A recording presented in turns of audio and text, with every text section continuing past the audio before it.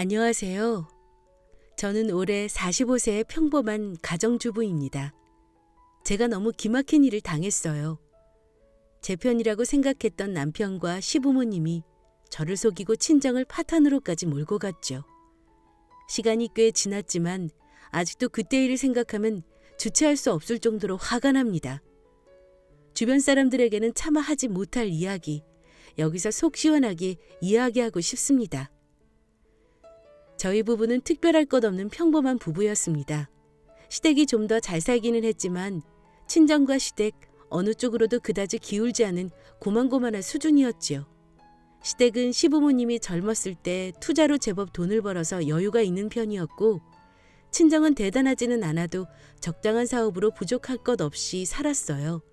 덕분에 저희 부부는 어지간한 것들은 모두 가진 채로 결혼 생활을 시작했고, 남들보다 조금 빨리 자리를 잡을 수 있었습니다. 그렇게 남편은 다니는 회사에서 점점 자리를 잡고 저도 작은 가게를 하며 꾸준히 돈을 벌었어요. 덕분에 저희 아이들에게도 남부럽지 않게 해줄 수 있었고요. 그때까지는 저희 가정에 아무런 문제도 없었어요. 그러던 어느 날 남편이 저녁 식사 후에 조심스럽게 말을 꺼내더군요. 여보, 좀 할 말이 있는데. 무슨 일인데? 우리 부모님께 돈 좀 빌려드려도 될까? 왜? 시부모님 잘 사시잖아. 그게...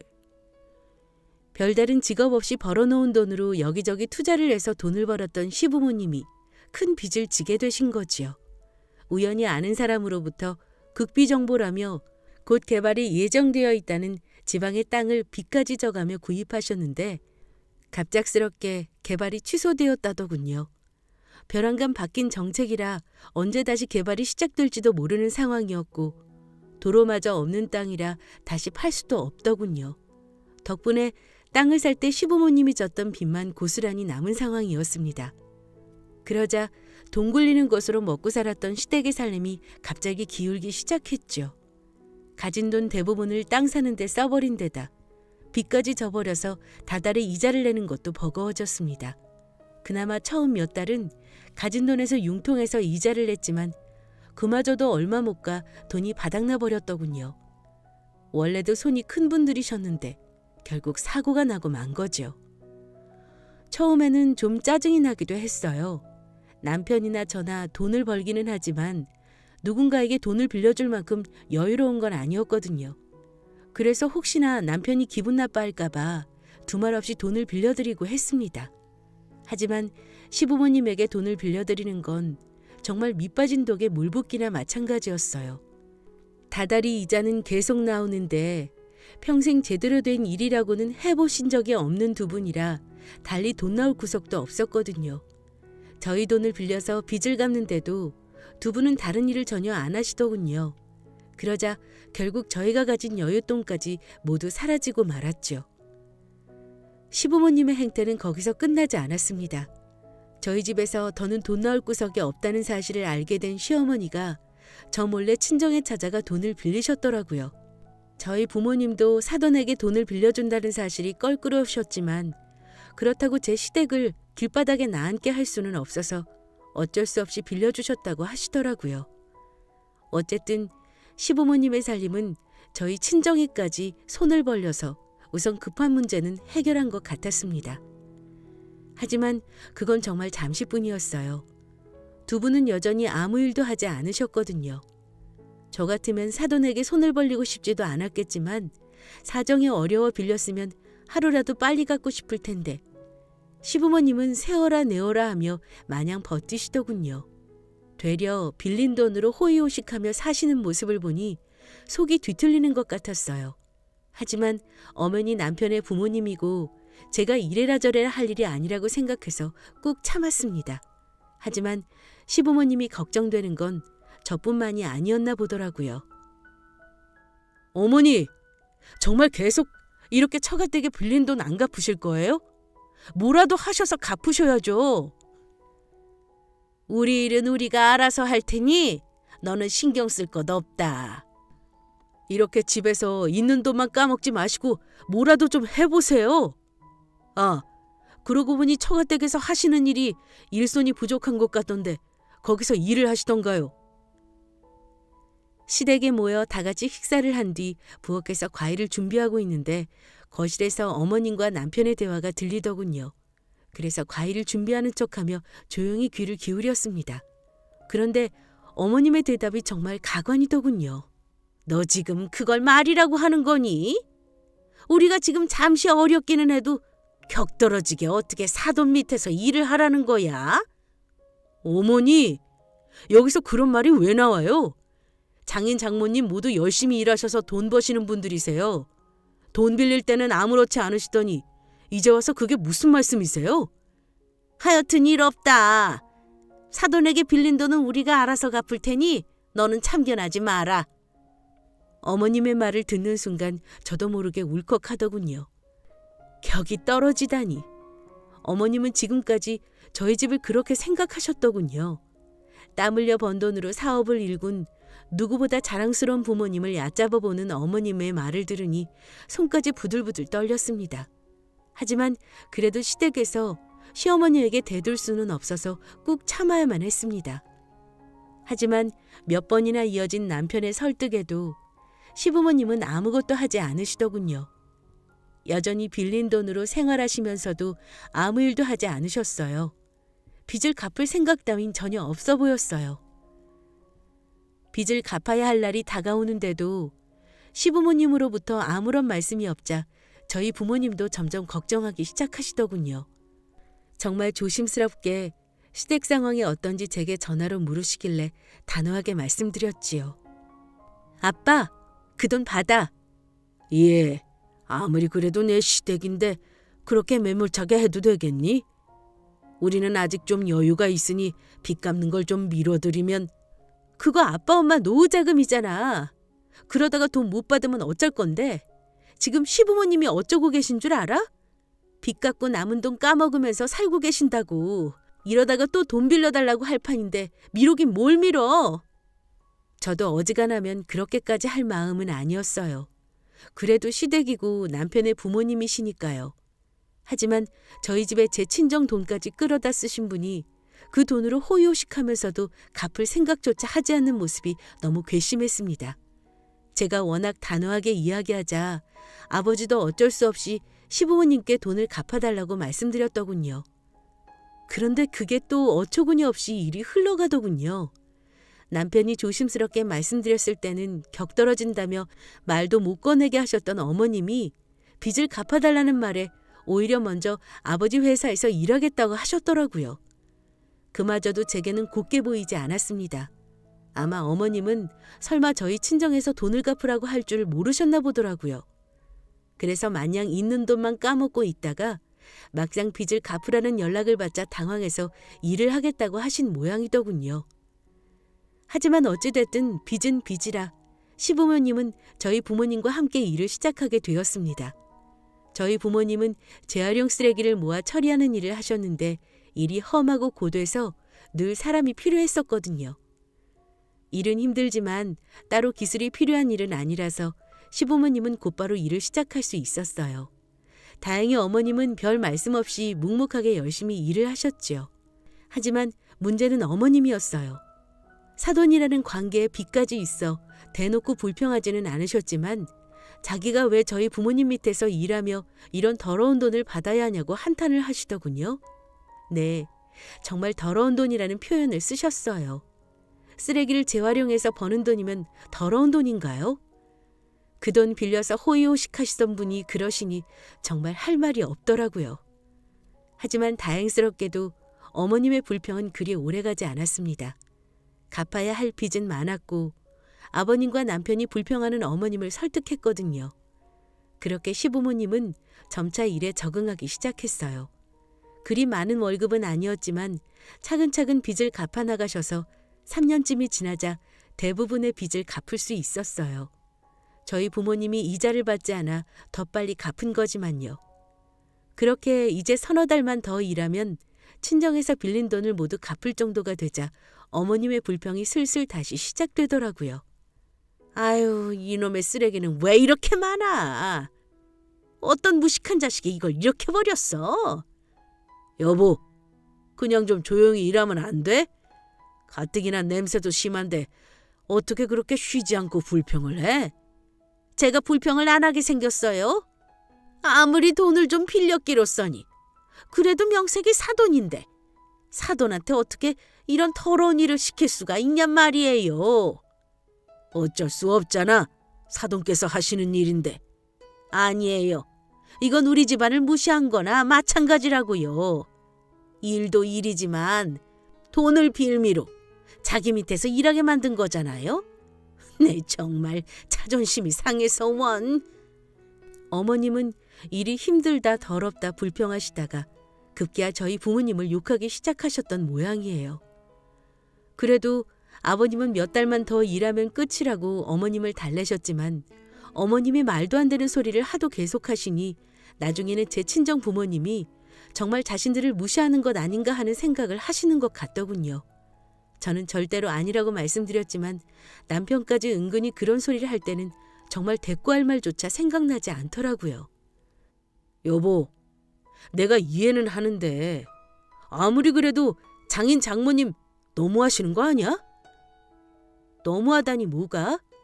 빌린 돈 이자도 안 받고 굳이 필요하지도 않은 일손에 월급까지 주시는 건데 뭐가 너무하다는 거야? 우리 부모님 평생 남한테 아쉬운 소리 한 번 안 하고 사시던 분들인데 이런 일까지 해서 돈 갚으라고 하셨던 건 좀 너무한 거 아닌가? 그런 일? 당신 지금 그런 일이라고 했어? 우리 부모님이 하시는 일이 뭐 어때서?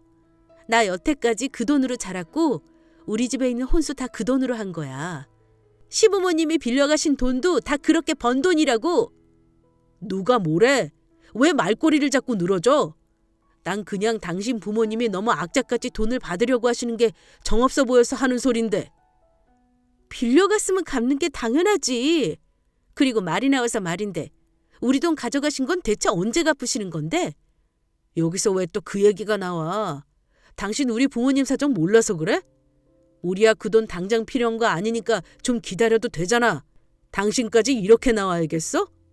말하는 둘을 들어보니 남편은 애초부터 시댁에 빌려드린 돈을 받을 생각조차 없었던 것 같더라고요. 예, 물론 저희가 결혼할 때 시부모님이 도와주시기는 했지요. 하지만 저희가 빌려드린 돈은 그 정도가 아니었어요. 액수를 비교하는 게 우습기는 하지만 저희도 대출금 갚아나가는 처지에 그 돈이 없으면 정말 힘들어질 게 뻔한데도 남편은 전혀 그런 생각을 하지 않는 것 같더군요. 결국 저와 남편은 서로의 집안을 헐뜯기에 이르고 말았어요. 남편은 남편대로 제가 자기 집안을 무시한다며 저만 보면 짜증을 냈고 저는 저대로 빚을 져놓고도 오히려 저와 저희 집안을 무시하는 시댁 식구들 때문에 화가 났죠. 결국 시부모님 때문에 저와 남편의 사이도 점점 멀어졌습니다. 그러던 어느 날 우리 가족에게 정말로 불행한 일이 일어나고 말았습니다. 공장에서 일하시던 저희 어머니가 2층 계단에서 굴러 크게 다치신 겁니다. 저는 직장에서 일하다가 사고 소식을 듣고 정신없이 병원으로 갔지요. 도착해보니 어머니는 치료를 마치고 병상에 누워 계시더군요. 뭐가 어떻게 된 거예요? 갑자기 무슨 일이에요, 대체? 그게... 아버지는 침울한 표정으로 당시 상황을 말씀해 주시더군요. 아버지의 공장은 1층이 작업장이고 2층이 사무실과 휴게실인데 잠시 쉬러 올라간다던 어머니가 계단에서 구르셨다는 겁니다. 처음에는 너무 놀랐지만 그런 사고가 일어날 수 있으니 그러려니 했어요. 그런데 그 어머니의 상태가 너무 참혹했습니다. 다리가 부러지고 곳곳에 생채기가 난 건 문제도 아니었어요. 머리가 문제였습니다. 구르시면서 머리를 심하게 부딪히셔서 완전히 의식을 잃어버리신 거죠. 의사 선생님의 말씀이 이대로 영영 의식을 찾지 못하게 될 수도 있다고 하시더군요. 그 말을 듣는 순간 저도 모르게 다리에 힘이 풀려 주저앉고 말았습니다. 그때부터 저희 부모님에게 불행이 닥치기 시작했어요. 어머니는 혼수 상태에서 깨어나지 않으셨고 아버지가 하시던 사업은 거짓말처럼 기울기 시작했죠.